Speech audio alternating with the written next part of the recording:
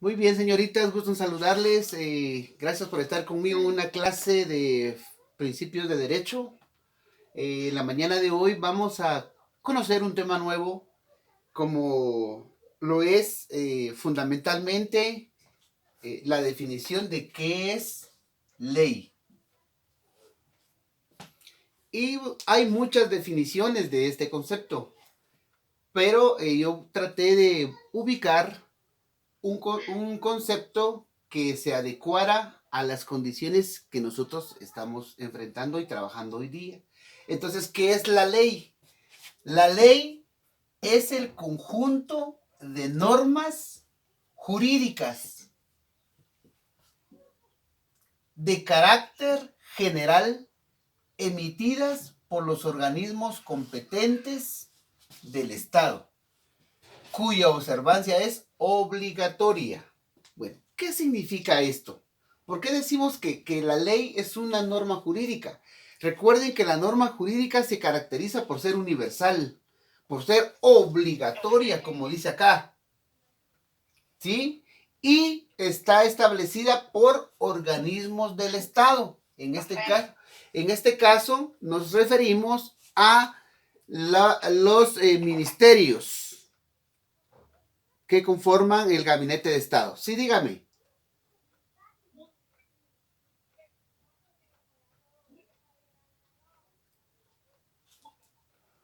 Muy bien.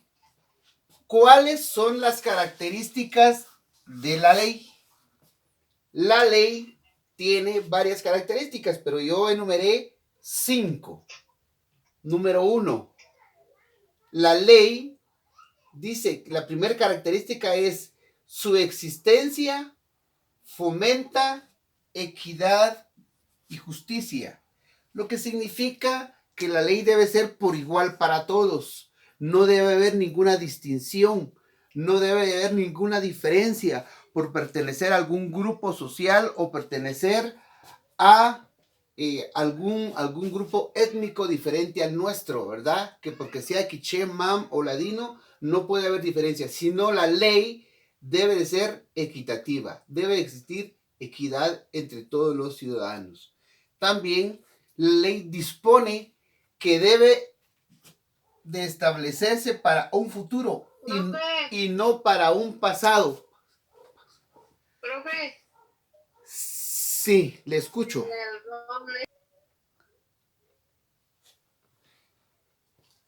Entonces, les decía que dentro de las características que la ley tiene es que ella se organiza para un futuro y no para lo que ya pasó. Es decir, planifica para lo que vamos a vivir el día de mañana. Número 3, la ley debe ser emitida por los órganos competentes del Estado. Es decir, quienes juzguen, quienes busquen sentencias o que busquen investigaciones o conciliaciones, deben ser únicamente las entidades establecidas en el Estado de Guatemala. No podemos caer al plano de que que alguien pueda ser juzgado simplemente por el vecino, por el COCODE, porque ellos no están investidos con esa autoridad. A eso se refiere la número 3. La número 4 es de observancia general. ¿Por qué? Porque se aplica para todos los ciudadanos, para todos los que vivimos en un mismo lugar. Y la número 5, que es obligatoria. Es decir, que la ley no se puede aplicar solo a algunos por cierta conveniencia. No, la ley tiene que aplicarse en forma general a todos. Recuerden que cuando hablamos de esta característica de esta ley, venimos y consideramos la situación que tienen a veces los gobernantes, presidentes, ministros, a través de que ellos tienen cierta protección diplomática, ¿verdad? Allí cuando ellos están ejerciendo su poder o su puesto, porque ahí ellos no pueden ser calificados o sentenciados de la misma manera que un ciudadano común y corriente, ¿verdad? Entonces ellos tienen ahí cierta protección que ellos mismos han generado para que no se les aplique esta quinta característica que tendría que ser. Ahora bien, vamos a pasar a la parte de las clases de leyes. Las clases de leyes básicamente son dos. Ojo, porque esta puede ser pregunta de examen. Las clases de leyes comúnmente son dos, que es ley nacional y ley extranjera. Aquí hablamos de que la ley nacional son todos los requerimientos jurídicos que se aplican en Guatemala, por ejemplo. Y las leyes extranjeras son todas las que se aplican en otros países. Pero, cuando hablamos del derecho uniforme, ¿a qué nos referimos? Pongamos atención a esta parte. El derecho uniforme es cuando aplicamos el mismo principio aquí en Guatemala y en México, aquí en Guatemala y en Brasil, por ejemplo. Les voy a poner un ejemplo muy sencillo del derecho uniforme. Un ejemplo puede ser el documento de identificación. En este caso, nuestro DPI. El DPI se utiliza aquí como una figura de identificación, como el credencial en México, por ejemplo. Ahí hay parte del derecho uniforme, porque allí estamos utilizando el mismo principio de identidad en este caso, ¿verdad? Muy bien. Continuando. ¿Cuáles son las fuentes del derecho? Esto solo es a manera de recordatorio también, porque esto ya lo hemos visto. El derecho tiene tres fuentes. La fuente escrita o determinada por los especialistas o los conocedores del derecho, de la ley. Y luego la segunda fuente es el derecho consuetudinario, que es el que está determinado por la costumbre, ¿verdad? Y el jurisprudencial, que es el que aplican los jueces o los abogados en cierto límite territorial o en cierto límite del puesto que ocupan. Retomando el derecho consuetudinario, este se refiere a los derechos que por costumbre nosotros como ciudadanos o como trabajadores hemos implementado. Por ejemplo, las 10 de la mañana es hora del cafecito, pero eso no está en la ley, es parte del derecho consuetudinario, es una costumbre. O decir, hoy día sábado solo trabajamos mediodía, es que tenemos semana inglesa. No, es que eso no existe en ley. Ese es el derecho consuetudinario. Y la parte jurisprudencial es cuando, por ejemplo, cuando alguna de ustedes, algún día, porque no tienen permiso todavía, ¿verdad? Algún día se quieran casar,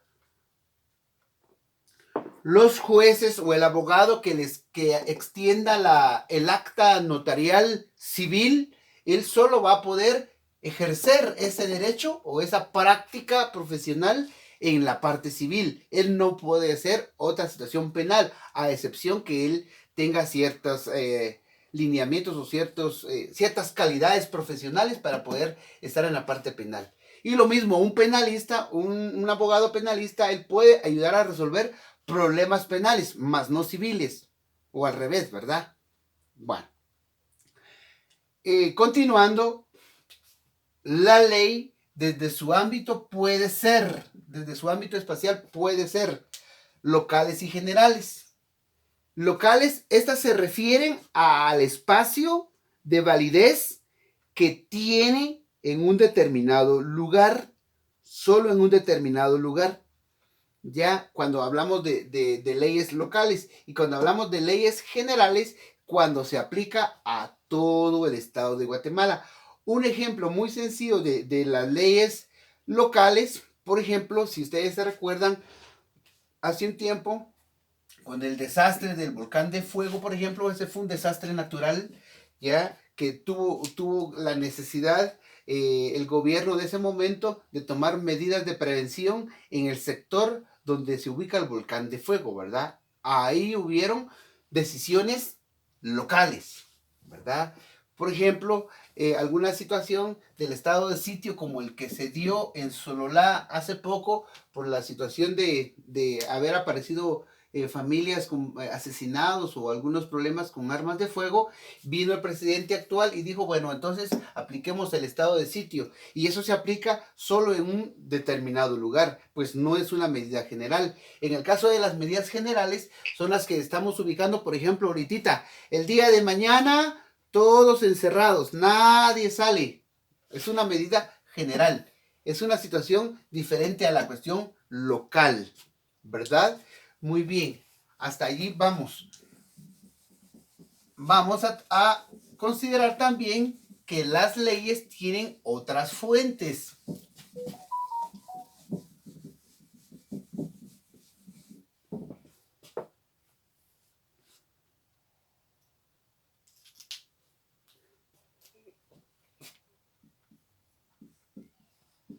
Desde el punto de vista temporal de validez. Ese es otro de los aspectos que tiene la ley. Es decir, que ella tiene, que hay ciertos elementos de la ley que tienen un tiempo de vigencia. ¿Saben? Cuando yo estaba leyendo esto, me estaba recordando de la situación de la cédula de vecindad. Probablemente ustedes no lograron escuchar de eso, pero se refiere al hecho de que en un momento dado, a nivel local, por ejemplo, aquí en Quetzaltenango, teníamos que ir a la municipalidad a buscar nuestra cédula de vecindad. Hoy día, eso ya perdió validez. Hoy día, tenemos que ir al RENAP por el DPI. Entonces aquí desde el punto de vista, la ley tiene una situación de tiempo de validez, ¿verdad? En algunos momentos. También la ley desde el punto de vista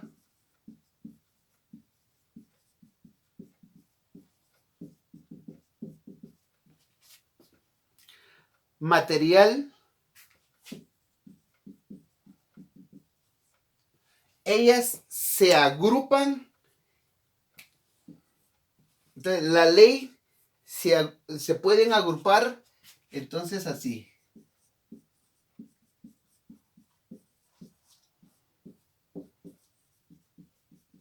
En derecho privado y derecho público. ¿Ya? Entonces, desde el punto de vista material, ¿por qué? Porque, por ejemplo, en el caso del derecho privado, ellos se encargan de ver la situación de, por ejemplo, del matrimonio. Es algo personal, algo particular. Y el derecho público, por ejemplo, ellos pueden hablar sobre el tratado de libre comercio en Centroamérica.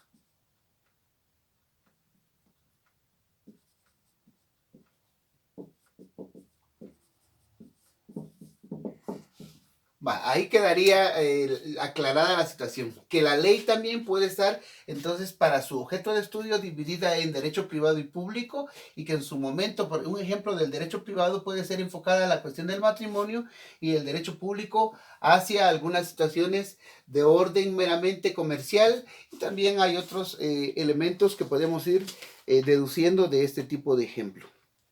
Para ir finalizando con esta primera parte, solo quiero pintarles un par de elementos más. Y la otra, que la ley puede ser vista desde el punto de vista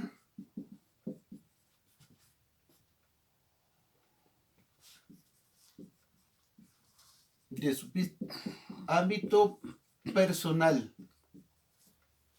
Allí. Entonces, ¿a qué se refiere eso? A que la ley es generalizada y puede ser abstracta. Y es individualizada cuando es concreta. ¿Cómo es eso? Es decir, la ley es general o abstracta y la ley es individual o concreta. ¿Cómo se da esta relación? Va, vean acá. Podemos poner un ejemplo. Aquí en Guatemala, en Quetzaltenango, para que yo pueda salir con mi carrito al colegio y del colegio al mercado, hay un principio obligatorio general que se aplica a todos los que tenemos un vehículo. Si usted no paga el impuesto de circulación, no puede circular de manera individual, porque esto está aplicado para todos, pero como no todos pagan, ¿verdad? Entonces ahí aparece lo abstracto y lo concreto. Es abstracto porque está aplicado para todos y es concreto porque se dirige solo a una persona. En este caso, si yo no pago el impuesto de circulación, estoy aquí de manera individual respetando o no una ley general. Y ahí se da la relación entre una cosa y otra, ¿verdad? Ese es un ejemplo. Otro ejemplo podría ser la ley de que dice, bueno, todas las personas que quieran contraer matrimonio deben de, como de lugar, casarse y establecer un matrimonio civil. Bueno, eso es una ley general, pero hay personas particulares que solo se juntan, que no se casan, y aquí se aplica nuevamente ese principio, ¿verdad? Y la última que vamos a trabajar la mañana de hoy es que la ley puede ser considerado desde su punto de vista de jerarquía. ¿A qué se refiere esto? De que las leyes van de superiores a inferiores, ¿ya? Que las leyes van jerarquizadas de leyes mayores a leyes menores. Y aquí les voy a pintar un último ejemplo.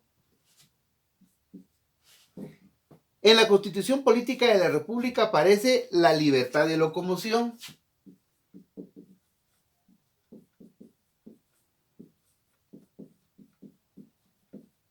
Esa es la ley general. Es la ley macro, la ley más grande. Y luego viene, dice, bueno, algo más pequeño, sí, muy bien. Entonces vamos con el impuesto de circulación. Miren pues, aquí esto se va reduciendo. Aquí es grande y aquí viene cada vez en reducción esta situación. Y luego viene la situación de el reglamento de tránsito. Bueno, aquí está. Miren, cómo esta ley, esta que está acá, es la ley macro, esta, luego viene, se reduce más al determinar la circulación de impuestos solo para los que tienen carro. Aquí todos pueden estar libres y caminar donde quieran, que somos guatemaltecos.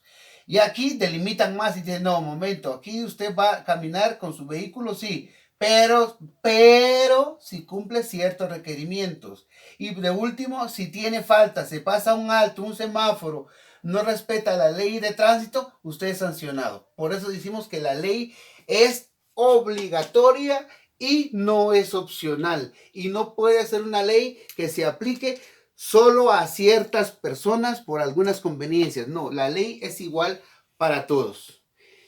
Muy bien, jóvenes, señoritas, gracias por estar conmigo en la clase de Derecho. Saben que este video lo voy a estar compartiendo en Classroom y la tarea también que les corresponde a la semana de hoy. Muchas gracias por estar conmigo, muy amables.